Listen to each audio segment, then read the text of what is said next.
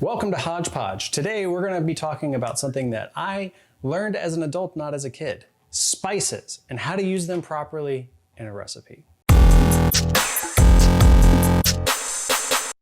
Okay, so we're going to start off with just a basic go-to family favorite in my household, and that is garlic powder, ground pepper, onion powder, and salt. Now there's two kinds of salt that I actually use.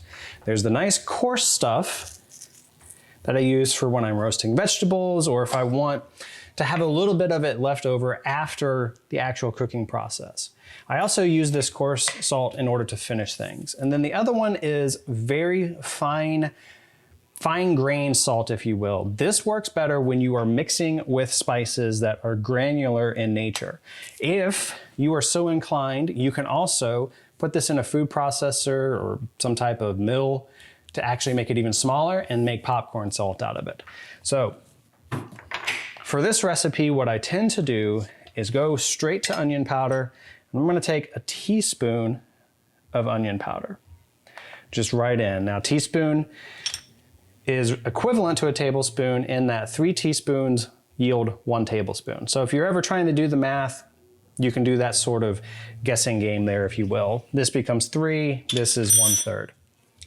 Okay, so 1 tablespoon or teaspoon of onion powder. That happens to be a roasted onion powder. You can also get onion powder that is more pure white. This is just the roasted kind that we have here today. And garlic powder. Throw that on. And then because this would go on, say, hamburgers or a steak, you want about a little bit more than a teaspoon of salt. Mix it up. And now you have a fine grain mixture that you can put on pretty much anything.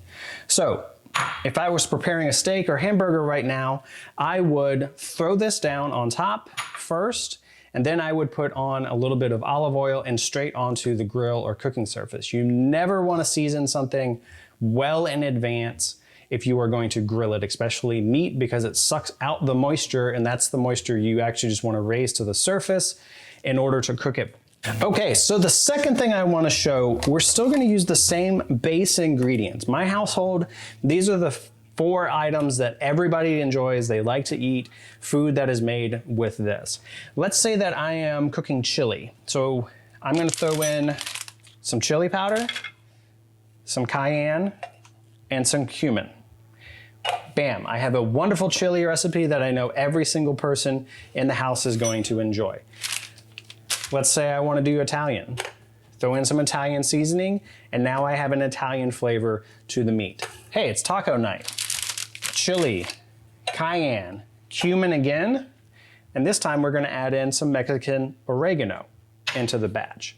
So you can see these 3 spices here tend to be the main things that I'm going to use in order to doctor up any kind of thing that we are making in the household. It's literally that simple. Second to last thing that I want to talk about here are bay leaves. Bay leaves are wonderful for soup. I also use it for how I make rice. Future episode of Hodgepodge I might actually show, but essentially it's butter, rice, chicken stock, and then a couple bay leaves in there as well. This is very good if you want to get a little bit more of an earthiness to what you are trying to cook. That's why it works very well with a liquid base. Okay, one last item up for today. Everybody enjoys seasoned French fries. I don't know a single person that I've ever met that doesn't enjoy a good seasoned fry. In order to make that, you're going to take ionized, it doesn't have to be sea salt, but the reason that I use ionized is because salt naturally has iodine in it. It is necessary for your metabolism and for maintaining good body health. If you are using sea salt, it does not contain that iodine, so you do need the iodinized version. So we're going to use 5 tablespoons. That's the big guy. Don't worry, Not all of this goes in. This is a seasoning mix. This will keep pretty much forever as long as you don't get it wet. And it will give you, well, if it's anything like my household, it will probably give you about 3 weeks worth of enjoyment before it's gone.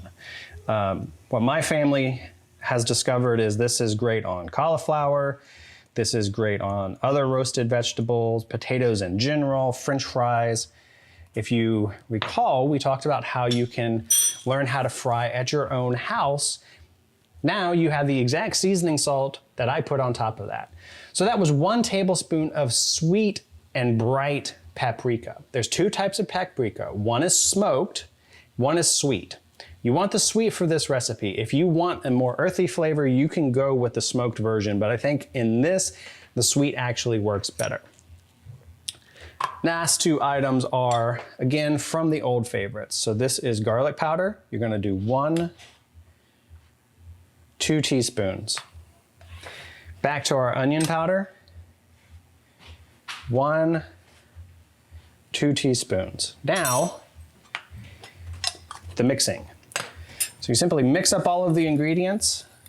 You wanna get evenness so that when you reach down to pinch and put it on something, you get a little bit of everything. So that's why the ratio here is important.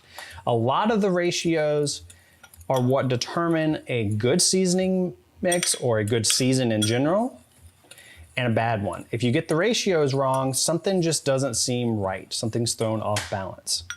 So now, if I were to take this and throw it on top of a good old French fry, you would swear it's from Arby's.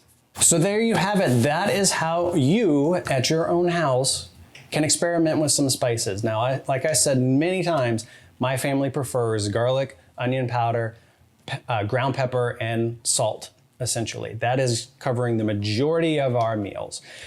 Please, I encourage you to experiment. In the links below, I'm also going to include some other kinds of spice mixtures. There's a lot of different flavors across the entire culinary world, and each of them starts from a basic spice. So this is how you can improve your own cooking.